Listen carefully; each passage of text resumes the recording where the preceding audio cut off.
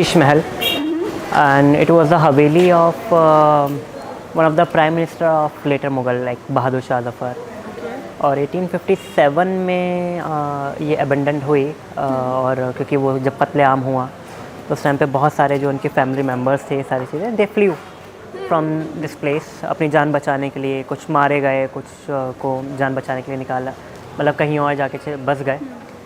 और अराउंड 1881 में this British resident who started a college from here, और वो कॉलेज है Saint Stephen college. Saint Stephen college की जो ओल्ड बिल्डिंग है, this is where the Saint Stephen college started. And उसके बाद वो कश्मीरी गेट शिफ्ट हुई, कश्मीरी गेट से जो प्रेजेंट बिल्डिंग है वहाँ शिफ्ट हुई है। बट जब कॉलेज यहाँ से स्टार्ट हुआ कुछ वक्त यहीं से चला, और उसके बाद जो है जब नंबर ऑफ़ स्टूडेंट्स की स्ट्रेंथ बढ़ने लगी तो ज़रूरत समझी गई कि कॉलेज की बिल्डिंग को चेंज करा जाए। Then it shifted from here to other part of the city. And which was the year of foundation, if you remember? 1881. 1881, that was. Yeah. So तो कुछ टाइम यहीं से पूरा कॉलेज चला था। तो these mentions and the Havelis are important in that context. तो आप जब इन जगहों के ऊपर आते हैं तो आपको कॉन्टेक्स्ट समझ में आ जाता है कि आपको ये पूरा कॉरिडोर है, then you have a small देवड़ी है, और पीछे अलग पूरा बड़ा हिस्सा है हवेली का। तो havelis were a little state in their own manner, and आप देखेंगे तो हर एक हवेली का पूरा एक एलिमेंट है। मेन डोर है, डोर के पास में ही कुछ बैठकें हैं कि अगर कोई मेहमान आ रहा है तो वो बैठकों का अलग रास्ता है, बाहर से ही अलग रास्ता है। You don't have to give access to the inside of the house. Then you see a courtyard is here, then there are, मतलब जो ओरिजिनल स्ट्रक्चर है हवेली का वो फर्स्ट फ्लोर पर है, बाकी तो बाद में लेटर ऑन कंस्ट्रक्शन है। But there are courtyard. So ये फर्स्ट फ्लोर तक ही बना हुआ था? इनिशियली जो हवेली होती थी वो फर्स्ट फ्लोर तक ही होती थी। सेकंड फ्लोर तो बाद में इंट्रोड्यूस करा गया। कि क्योंकि हवेलियाँ बड़ी इतनी होती थी कि फर्स्ट फ्लोर की रिक्वायरमेंट ही नहीं होती थी। और एक रूल भी था कि मस्जिद से ऊपर या मंदिर से ऊपर हवेली नहीं बनेगी। तो मंदिर के ऊपर जो शिखर बनाया जाता था, मस्जिद बनाई जाती थी, you were not allowed to build anything above than the religious place, so that is known as a disrespect, और आपको अच्छा नहीं समझा जाता था। स्ट्रक्चर में डिग्रेड कैसे आया आप वो देख सकते हैं कि they are like, you see in this particular part of the building you see that नीचे बहुत ज़्यादा डिटेलिंग है, मुगल स्टाइल ऑफ आर्किटेक्चर है। देन थोड़ा सा आप और मिनिमलिस्टिक अप्रोच जाते हैं। The latter section might be added in 1880s। Then उसके ऊपर फर्दर ऊपर जाएंगे तो 1900, 1910, 20 एंड और ऊपर जाएंगे तो इट्स लाइक अ एमसीडी। तो you see the decline in the style of architecture, but the ground is so strong that it can hold the the heaviness and the way of the all the other structures as well. और metaphorically कह सकते हैं कि आपका जो past है वो अभी भी इतना स्ट्रॉन्ग है कि उसने बाकी की सारी चेंजेस को अपने ऊपर संजो रखा है।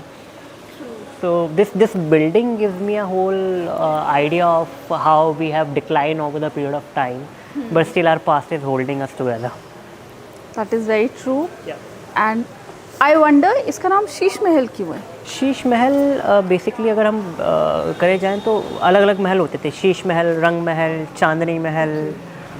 शीश देयर द पॉसिबिलिटी कि यहाँ पे कोई ऐसा कमरा हो जिसमें सारे शीशे लगे हुए हों, बेल्जियन ग्लासेस लगे हुए हैं। बट अभी ओवर द ईयर हो सकता है किसी ने बचा भी रखा हो, किसी ने नहीं भी बचा रखा हो, क्योंकि अंदर तो हम घुसे नहीं हैं। पर इस हवेली का नाम शीश महल होता था, हवेली शीश महल। इसी तरीके से हवेली रंग महल या फिर चांदनी महल, तो वो महलात होते थे नोबल्टीज़ के, तो तभी आपका महल लगता था या हवेली लगती थी।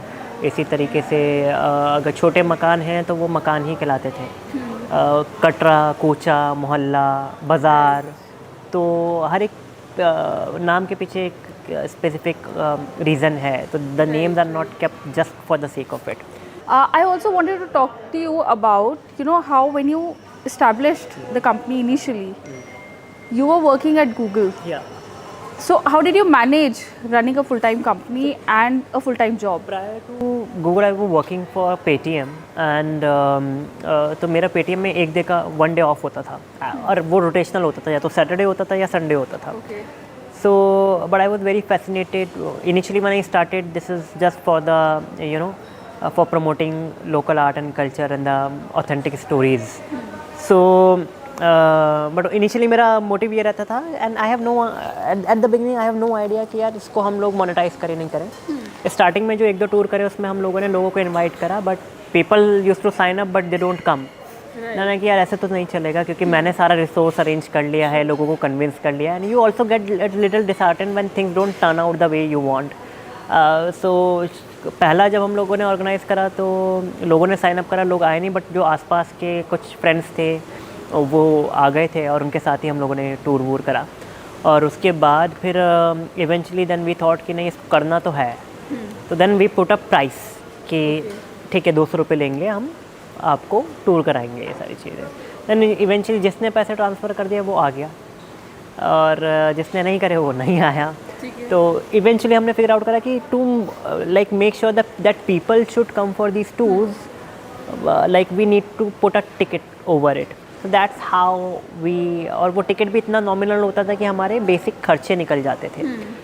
Eventually these kind of walking tours become popular.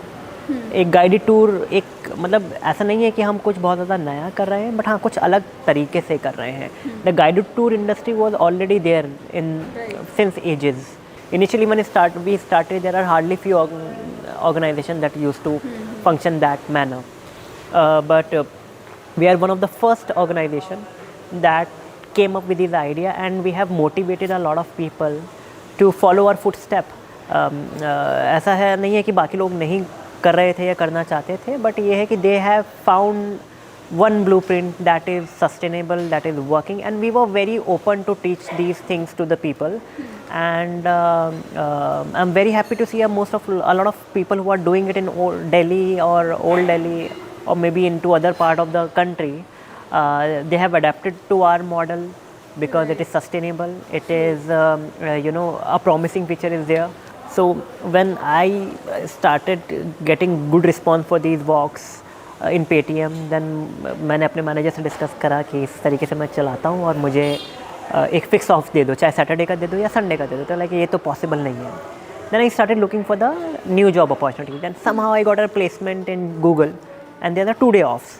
तो फ्राइडे मेरा रहता था, और सैटरडे संडे मैंने रेगुलरली वॉक्स करवानी शुरू, संडे मैंने रेगुलरली वॉक्स करवानी शुरू करी.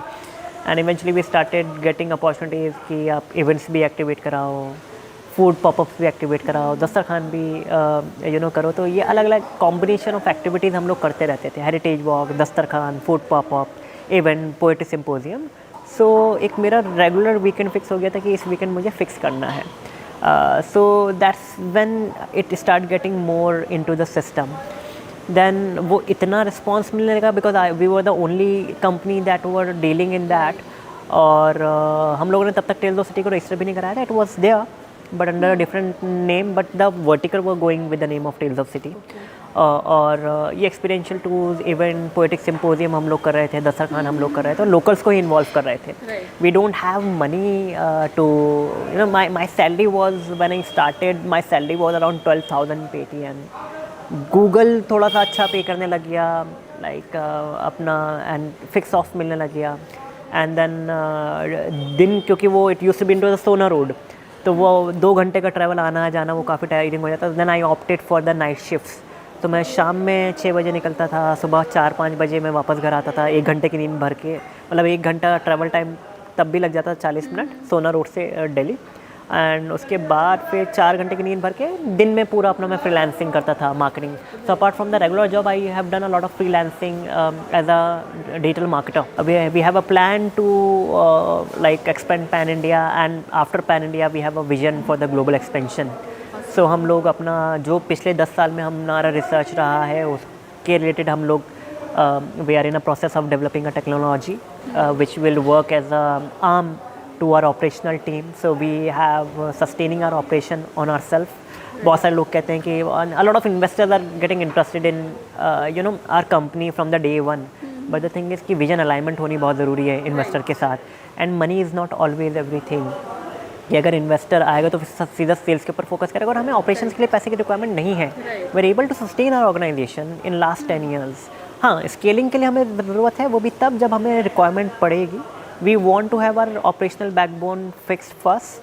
Otherwise, there are organizations who have replicated our model, raised fund from the day one without, even having any ground presence or any idea about this industry. The money can help you to a certain level, but you will burn out the money if you don't know your way out. So also talking about numbers right now, how are we doing number wise? So There's a way to gauge any company. What's the turnover like? अगर मैं full fledged company where I am not consulting or working anywhere, so our first year revenue was around 1 lakh. And हमारा जो let's say कि इस साल अक्टूबर का हम लोगों ने अपना जो रेवेन्यू गेज करा है, that is almost 10 times more. Also our EBITDA, after paying all the operational costs, all the taxes and all, our EBITDA is almost 60%. So and this industry is a very promising industry where we are not spending a lot of time, like a lot of money on the taxes as well. So we just pay 5% taxes, and we are a very tax compliance company. Like even I think one of the only company in the industry, हमारे sector के अंदर, there are other players as well, but nobody is registered. We are the only one which is registered. We हमारा अगर 1 रुपये का भी transaction है तो वो tax compliant है. So we are also contributing into the nation building. We are also contributing into making more sustainable approach, environmental friendly approach हम attain कर रहे हैं और local economy को boost कर रहे हैं. So our last year revenue was somewhere around 50 to 60 lakh rupees till from October to March. This year we are expecting to go it almost a crore, but hopefully eventually the way we are projecting our project like operations and all, we are in next 5 years we are thinking we will be making with the current capacity, we will be in a 22-25 CR company. But after our technology intervention, once it is developed, we are planning in next 10 years we will be like almost 100 CR company. This is what we have projected. We have our financial advisors as well. We have our business advisor with a lot of experiences and all. And yeah, the travel industry is booming, and we are one of the earliest adapter and someone with a decade-long experience. Yeah. Interesting. Also, Sufyan, we all noticed how during COVID time, travel was immensely hit, and yours was a travel company. Yeah. Wherein, so how did Tales of City survive that time? So at that time, we as a community, we were working in during COVID in providing the relief. So through the community that we have built, so we have over 40,000 customers in last 10 years, and from Delhi NCR. So at that time, our whole team was involved in doing the relief campaigns. So we raised around 3 CR from crowdfunding, both in first and second wave. कुछ community members ने CSR fund भी हमें route करा with the help of the local NGOs. We have set up a relief campaign, and we were working in providing ration. We were supporting the people with the school fees, college fees, house rentals, oxygen cylinder, concentrators, medicines. So this is what we were doing during that time. हमारी company का 10 साल का experience है, मगर जो लोग हमारे साथ एसोसिएटेड है उनका 35 साल का, 40 साल का, 50 साल का एक्सपीरियंस है. तो it's a company with over like 50 years of experience, 60 years of experience. So and इस इंडस्ट्री को हम लोगों ने फ्रॉम द स्क्रैच डेवलप करा है. So अगर कोई हमारा मॉडल रेप्लिकेट कर भी लेता है तो just have a outsider perspective of it. हमें ये तक मालूम है कि ये चैलेंज आएगा तो उस चैलेंज को किस तरीके से एड्रेस करना है. तो there is a complete case study. So if the challenge comes on the spot we can address it. तो Sufiyan, it was great knowing your story. आपकी एंटरप्रेन्योरियल जर्नी भी उतनी ही इंटरेस्टिंग है जितनी दिल्ली की पूरी हिस्ट्री है, जिस जगह को आपने पूरा टूर बताया. So what's going to be our last stop? So our last stop will be, क्योंकि बहुत वक्त हो गया ख़त्म, and I don't want you to go empty stomach. So we will be going to a very interesting place at Matia Mahal that serve amazing Turkish kebabs. never heard of them, Yeah. despite the fact that I regularly visit the place. But then we're excited. Yeah. Let's go. तो सुफियान, आपका जो business bent है, ये acumen है, where do you get it from? So my family was always into a business. हमारी मतलब पिछली 3-4 generation जो है वो बिज़नेस में ही रही हैं हमेशा. कोई जॉब करता नहीं था, मतलब जॉब करी है लोगों ने इनिशियल डेज वगैरह, but we all are entrepreneurial because वो ब्लड में है. और मैं बचपन से, अगर मेरी बात की जाए तो मैं बचपन में ही मुझे कोई नॉर्मल सी चीज़ भी दिखेगी तो मैं उसमें से बिज़नेस मॉडल निकाल लूँगा या बिज़नेस डेवलप कर लूँगा. मिसाल के तौर पे मैं बचपन में ना एक कार्टून आता था Pokemon. I still play the Pokemon game by the way at the age of 30. Yeah so I used to watch this Pokemon a lot and उसमें एक अंकल चिप्स आती थी एंड मुझे बहुत लिमिटेड रिसोर्सेज मिलती थी. मतलब पॉकेट मनी 2 रुपये 3 रुपये मिल रहा है, उसमें से खर्च करना है. पॉकेट मनी को कलेक्ट करके अंकल चिप्स ले लिया, उससे पोकेमॉन निकला, तब वो पोकेमॉन टेजोस कलेक्ट करने शुरू कर दिए. अब उस पोकेमॉन टेजोस को कलेक्ट करके शुरू करा तो मैंने अपनी क्लास में वो गेम लोगों को सिखाया करना. पहले वो कार्टून की लत लगाई, फिर वो गेम सिखाया, गेम्स के रूल खुद बनाए, गेम सिखाया. और उसके बाद व्हाट आई डू कि फिर अब पोकेमॉन का में से एक स्पेसिफिक पोकेमॉन निकलना एक बहुत चांस की बात होती थी. And since I was collecting this Pokemon from beginning, और मेरी क्लास में कोई भी उसको कलेक्ट नहीं करता था, बाद में लोगों ने कलेक्ट करना शुरू करा because everybody was watching a cartoon but not collecting. बाद में करना शुरू, तो I have a biggest set of the Pokemon setter. और कई बार मेरे 2-2 3-3 भी आ जाते थे. तो मैंने वो 2-2 3-3 जो पोकेमॉन्स थे वो बेचने शुरू करे according to their type, popularity. Common Pokemon है, रेयर पोकेमॉन है, दिस एंड दैट. तो 1 रुपये का बेच दिया, 2 रुपये का बेच दिया, 3 रुपये का बेच दिया, एंड टू द पॉइंट 175 रुपये का भी बेचा. 175 रुपये का एक पोकेमॉन. वाओ. उसके बाद खाली बेचने के अलावा मैं उनसे 4 पोकेमॉन अलग लेता था. और अच्छा कोई मतलब एंड क्लाइंट आइडेंटिफिकेशन भी एज कस्टमर प्रोफाइलिंग भी मैंने 4th स्टैंडर्ड में कर ली थी कि जब मैं 4th, and this I was doing when I was a kid in 4th, studying in 4th class. तो क्लास के जो टॉपर्स थे जिनमें आपस में कंपटीशन चलता था, and I was a very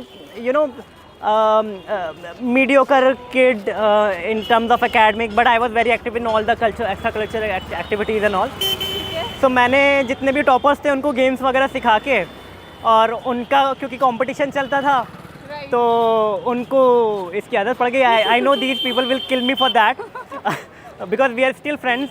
तो उनके बीच में उन लोगों को टैटू बेचता था मैं, टॉपर्स को, और उनके बीच में कंपटीशन होता था, उसका फ़ायदा उठाता था और उनको अपस्केल करके बेचता था.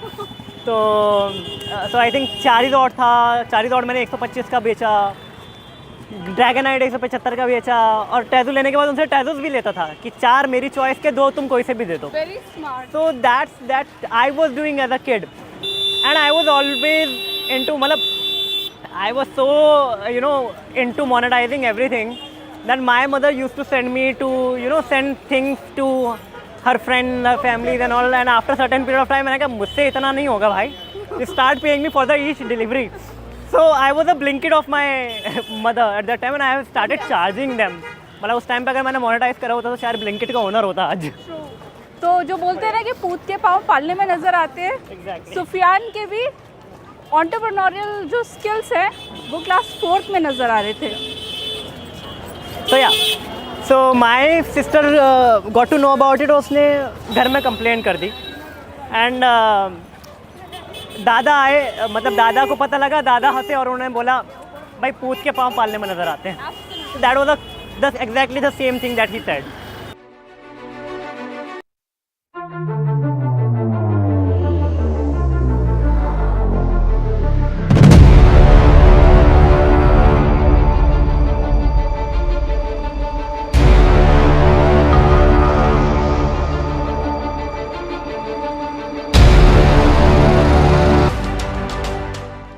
Now we are at Al Aman.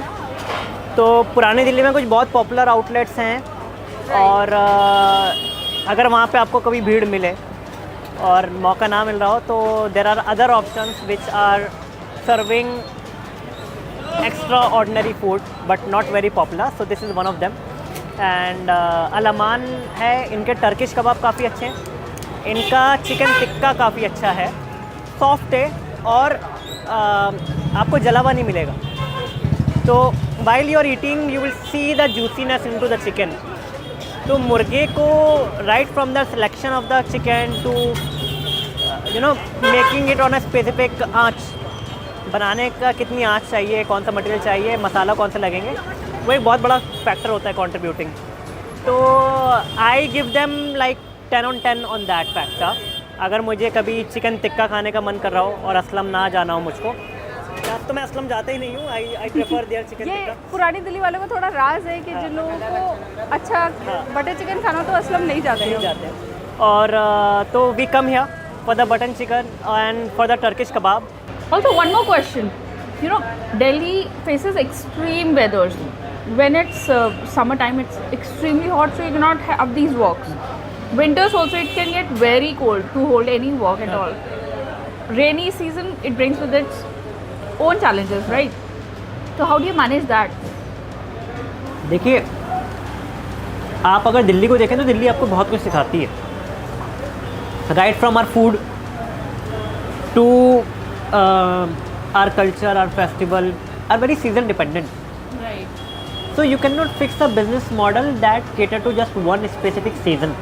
हमारे बिजनेस की सबसे बड़ी फ्लेक्सिबिलिटी ये है, स्ट्रेंथ ये है कि that we are very flexible business, we are very dynamic business and we are very collaborative business. तो विंटर्स में विंटर्स के एक्सपीरियंस रहेंगे, समर्स में समर्स के एक्सपीरियंस रहेंगे। समर्स में हम लोग इंडोर एक्सपीरियंसेस में स्विच कर जाते हैं, like museums, like workshops, like poetic symposium, like दस्तरखान की दावत। तो समर्स में डिफरेंट सेट ऑफ एक्सपीरियंसेस होते हैं, मॉनसून में डिफरेंट सेट ऑफ एक्सपीरियंसेस होते हैं। तो हर एक सीज़न का डिफरेंट एक्सपीरियंस है और वो एक्सपीरियंस कैटर करने के लिए भी आपको नॉलेज चाहिए, आपको रिसर्च चाहिए। You need to understand the pulse. Our company's biggest strength is that we understand the pulse of each moment throughout the year. So, and we are curating it. So thank you so much for your time, Sufyan. It was an amazing walk that we had. I'm sure our viewers also had fun. While we enjoy these kebabs, you guys stay tuned. We'll be back next time with another interesting episode. Bye-bye.